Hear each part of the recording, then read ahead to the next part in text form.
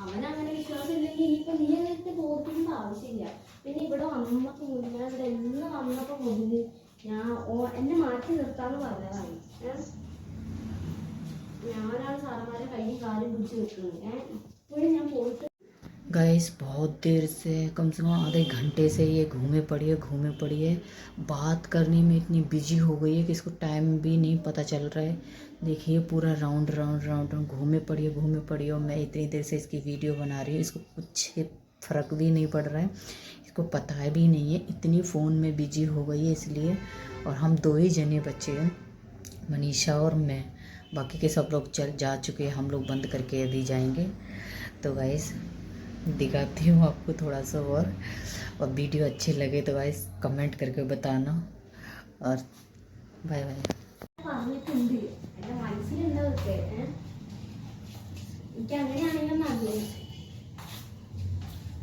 അങ്ങനെയാണെങ്കിലും ആദ്യം ആലോചിച്ച് നോക്കാം, എനിക്ക് എത്ര പേരുടെ കൂടെ പോകും, എന്തോ ഒരു ചാൻസ് ഇവന് എത്ര പ്രാവശ്യം ഇട്ട് പോയാൽ അപ്പോഴും എനിക്ക് കാര്യം പിടിച്ച് പോകേണ്ട ആവശ്യമുണ്ടോ?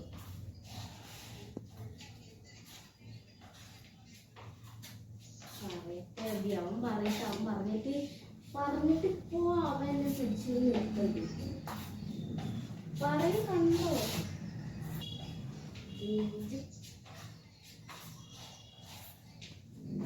എന്റെ വീട്ടുകാരോട് ഇങ്ങനെ പറഞ്ഞിട്ടില്ല. ഈ കാര്യം ഉണ്ടല്ലോ, ഞാൻ എൻ്റെ അമ്മേനോട് ഞാൻ പറഞ്ഞു, എൻ്റെ ചേച്ചിയോട് ഞാൻ പറഞ്ഞു ഇതുപോലെ ഒരു സംഭവം ഉണ്ടായിരുന്നു, ഞാനൊന്നും ഒരു തെറ്റ് ചെയ്യില്ല. എൻ്റെ അമ്മ അതന്നെ പറഞ്ഞു, നീ ഒരു തെറ്റ് ചെയ്തിട്ടില്ലേ, നീ അവന്റെ മുമ്പിൽ അവിടെ നിൽക്കുക, പോവല്ല ചെയ്തേ പറഞ്ഞു. ഞാനെന്തിനാണ്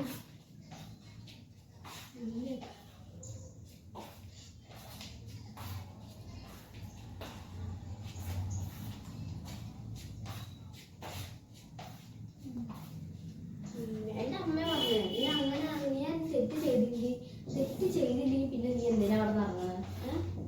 നീ അവിടെ നിൽക്കുക, അവന്റെ മുമ്പിൽ അവിടെ നിൽക്കുക, ആരില്ലെങ്കിലും ആര് വന്നാലും നിന്നെ മാറ്റി നിർത്തുക, നീ അവിടെ നിൽക്കുക. നിന്റെ കൂടെ എന്റെ വീട്ടുകാരുണ്ട്, പിന്നെ ഞാൻ എന്തിനാണ് അഭിയെ മേടിക്കുന്നത്?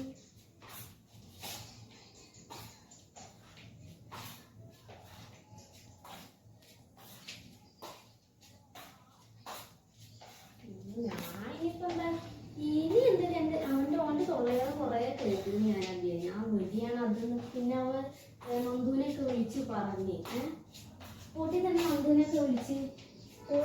നന്ദുവിനെയൊക്കെ വിളിച്ച് പറഞ്ഞ് ഞാനിപ്പോൾ ഒരു ഇതായിക്കുള്ളൂ. എന്നാലൊക്കെ പ്രശ്നം എന്താണെന്ന് വെച്ച് കഴിഞ്ഞാൽ പാത്തൂന് അത്ര നുണ ഞാൻ പോയിട്ടില്ല. എനിക്ക് വയറ്റിൽ എന്തെങ്കിലും ഉണ്ടായിട്ടുണ്ടെങ്കിൽ തന്നെ അത് ജിതിൻ്റെ ആയിരിക്കും, ജിതിൻ്റെയും ഉണ്ട്, അല്ലാതെ ഓളെപ്പോലെ പാത്തൂന് എത്ര ഉണ്ട് എന്ന് ഓർക്കുക. പാപ്പിന്റെ നന്ദുവിന് മാത്രല്ലല്ലോ, വേറെ കുറെ ഉണ്ടല്ലോ അവൾക്ക്. ഓളൊക്കെ അനക്കറിയുന്നത് ഓൾക്ക് കുറെ ഉണ്ട് ഓളെ കടന്ന്, ഓളുടെ ഇനി ഉണ്ട് ഓളെ കടന്ന്. അതിന്റെ നിലപാടൊന്നും അറിയില്ല. പിന്നെ ഓരിവിടെ വന്നിട്ട് എന്റെ കാര്യം പറഞ്ഞ് മേടിച്ച്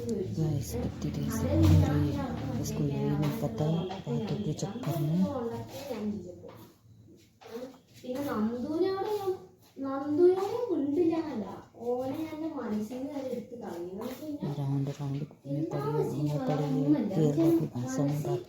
ഉണ്ടെങ്കിൽ തന്നെ എന്റെ മനസ്സിൽ അവനോട് ഒരു വിലയും കൊടുത്തല്ലുണ്ട്.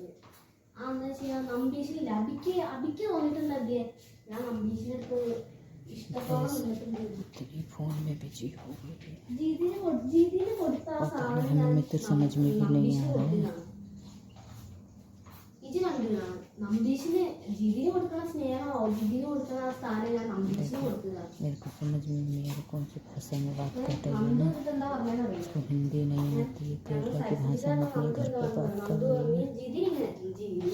എന്ത് തള്ളിപ്പോക്ക് പറഞ്ഞാലും അവരപ്പ പറയും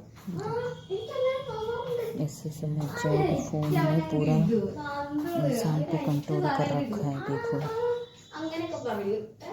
അതെന്തോ അല്ല വിക്ക് തുടങ്ങിയെന്നറിയാം. ആ വിക്ക് എന്ന് തുടങ്ങിയ എന്തോ ഒരു കാര്യം പറഞ്ഞപ്പോ ഇത് ചുമ്മാ अभी यहाँ पे कोई नहीं है തമാശക്ക് ഒരു इसलिए കാര്യം പറഞ്ഞപ്പോഴത്തേക്ക് ये ഇവനത് पूरी बिजी हो गई है बात എന്ത് करो ചോദിച്ചു.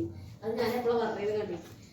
അന്ന് ഞാനത് കേട്ടതാ. അതുകൊണ്ട് ഇവൻ ഇത് പറഞ്ഞപ്പോഴും ഞാൻ വലിയ കാര്യം ഇട്ടത് എത്തുന്നില്ല. അപ്പോഴേക്കും മനസ്സിലായി काफी दिन से ये ऐसे ही घूम रही है यहाँ पे वैसे ही घूमने पड़ी है ഇത് നല്ല രീതിക്ക് അറിയാം. എന്നിട്ട് അത് വരുന്നറിയോ ഓനാണെങ്കിൽ ചിരി പറഞ്ഞത് എന്താണ് എടാ നന്ദു നിനക്ക് ഈ മനീഷ നമ്പീഷിനോട് എന്തെങ്കിലും ഉണ്ടെന്ന് തോന്നിയിട്ടുണ്ടോ? അപ്പൊ ഇവൻ അറിയാം എനിക്ക് ചെറുതായിട്ട് തോന്നലുണ്ടായിരുന്നു എന്നൊക്കെ. ഞാൻ കാര്യം ചോദിക്കട്ടെ, ഞാൻ നമ്പീഷിനെ എത്ര यानी मनीषा बात ही करती रही चलेगी ना क्लोज करने का टाइम हो गया क्लोज करने का टाइम हो गया बंद करने का टाइम है सुधीर भैया बंद कर दे. पूछो एक सुधीर भैया से मेरा काम है. हम बंद करेंगे ना सुधीर भैया करेगा बंद दीदी पूछो. मैं पूछती हूँ